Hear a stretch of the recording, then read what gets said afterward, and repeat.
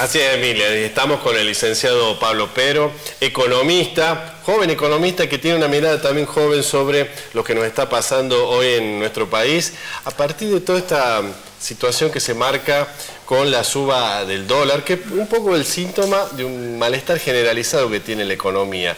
¿Es la expresión de algo? ¿Cómo lo ves a este tema?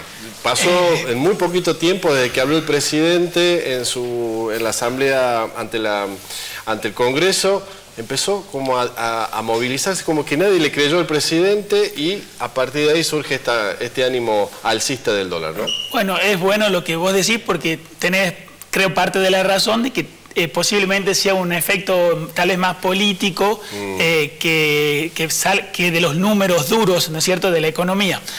La economía es una ciencia social, entonces, por más que la estudiamos con muchos números, en temas principalmente como el dólar, que tiene mucho que ver con expectativas, con reacción en masa y con el futuro, puede ser que influyan otras cosas que los números, además de los números. Pensaba yo un poco, es como si vos sos defensor en la Liga de España y te enfrentás contra Messi. Y Messi puede estar caminando, corriendo, trotando, no sabés qué está haciendo, pero en algún momento vos sabés que va a salir corriendo, se va a desmarcar. Bueno, el dólar es parecido. En algún momento en Argentina va a subir siempre porque hay inflación, entonces en algún momento va a subir. La pregunta en realidad difícil es cuánto y cuándo, porque si sube poco, menos que los precios, en realidad no es una gran inversión. Si sube más que la tasa de interés y más que los precios, bueno, vos vas a querer estar en dólares. Entonces, lo difícil es saber cuándo va a pasar eso. Ahora, por ejemplo, un tema que siempre nos pregunta la gente, cada vez que sube el dólar, también sube, por ejemplo, cuando te ofrecen desde las tarjetas de crédito, te ofrecen el pago mínimo y después pagar en cuotas. Ahí influye muchísimo, ¿no? Y bueno, Argentina es un país que suele tener mucho pasaje de precios del dólar a los demás precios de la economía. Sí. Y eso tiene que ver mucho con la historia argentina. Si vos comparás ese efecto entre Argentina y otros países de Latinoamérica, en Argentina es mucho más importante y tiene que ver con esta historia repetida de devaluaciones, una cada 10 años o menos inclusive, donde entonces la gente se ha acostumbrado a no confiar mucho en el peso y apenas ve un pequeño resfrío, ya sea local o internacional, dice, puede pasar algo con el peso. O sea, el problema es el peso, el que no es tan fuerte. Es como que nos quema. Exactamente, el peso, ¿no? Imagínate, nos pagan en pesos y muchos dicen, me pagan en esta moneda, pero no me conforma, siempre estoy atento. Ahí también pensaba, lamentablemente, es como un borracho recuperado capaz, porque yo te digo, de los números y por lo menos de lo que es mi análisis, las razones de fondo para que el peso pierda valor, o sea, para que el dólar siga subiendo, se han eliminado fuertemente desde fines del año pasado. El Banco Central ya no emite moneda, que muchos dicen es la razón principal de la inflación, por ejemplo. Claro. El dólar subió mucho más que los precios, entonces no es que se tenga que ajustar todavía el dólar, en todo caso los precios se ajustarían a ese gran aumento del dólar. Y además estamos exportando, o sea, vendiéndole al mundo mucho más ahora, los últimos meses, de lo que le compramos. Es decir, entran dólares a la economía, ya que como hay muchos dólares, debería bajar. Y el FMI nos dio un montón de dólares también. Entonces, este año es un año de exceso de dólares. Pero el mundo, ¿qué dice? Este señor, que era un borracho, hace unos meses se porta bien.